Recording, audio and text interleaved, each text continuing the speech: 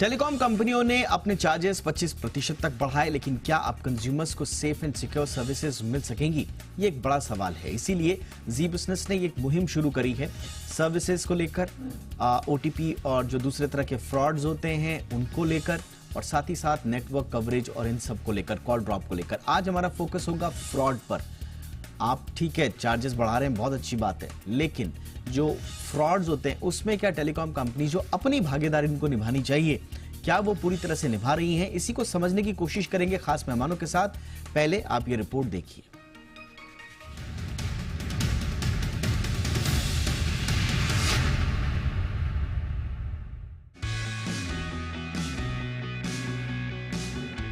Phone पर financial fraud की बात कोई नई नहीं है।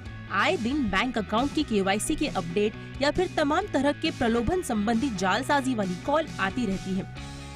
ऐसी कॉल्स के चक्कर में फंसने का सीधा मतलब बैंक का खाता साफ। कॉल तो कॉल, इस तरह के मैसेजेस के फर्जी लिंक भी लोगों को आर्थिक रूप से चूना लगाने का काम करते हैं।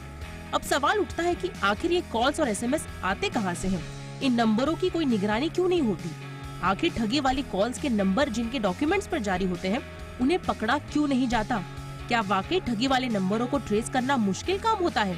टेलीकॉम कंपनियां क्या नंबरों को जारी करने में लापरवाही बरतती है? क्या इनके पास ऐसे नंबरों पर पहरा लगाने का कोई मैकेनिज्म नहीं होता?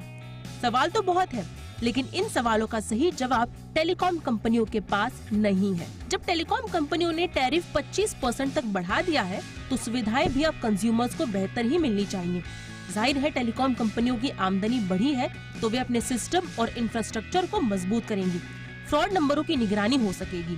फिलहाल तो बढ़े चार्जेस कंज्यूमर्स के मत्थे पड़ ही चुका है, और अब बारी है टेलीकॉम कंपनियों की ओर से फ्रॉड कॉल्स और मैसेजेस पर रोकथाम लगाने की। कभी फर्जी पार्सल तो कभी गैस बिजली बिल से जुड़े फर्जी कॉल आते हैं, तो कभी कॉल आती है कि आपकी सिम अगले 2 घंटे में बंद हो जाएगी। जालसाजी वाली कॉल से जैसे ही शिकार फंसता है, उसका फोन मैप हो जाता है। उसकी फोन में मौजूद सभी संवेदनशील जानकारी लीक हो जाती है और पलक झपकते ही साफ हो जाता है बैंक खाता।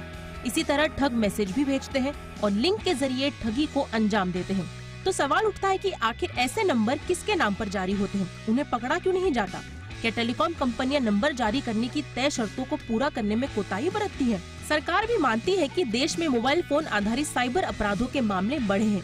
National cyber crime reporting portal यानी NCRP के आंकड़ों की माने तो पिछले साल डिजिटल फाइनेंशियल फ्रॉड से लोगों को 10,319 करोड़ रुपए का नुकसान हुआ है। लेकिन जब टेलीकॉम कंपनियां धड़ल्ले से नंबर जारी करने की बजाय पूरी जांच परख के बाद नंबर जारी करेंगी, तो फर्जीवाड़ा करने वाले नंबर को ट्रेस और ब्लॉक करना आसान होगा। टेलीकॉम कंपनियां फिलहाल अब उन्नत टेक्नोलॉजी के नहीं होने का बहाना नहीं बना सकती। पैसे बढ़ाए हैं तो सर्विस भी बेहतर और फुल प्रूफ देनी ही होगी। टेलीकॉम कंपनियां अब अपनी जिम्मेदारी से पल्ला नहीं झाड़ सकती। ब्यूरो रिपोर्ट, जी मीडिया।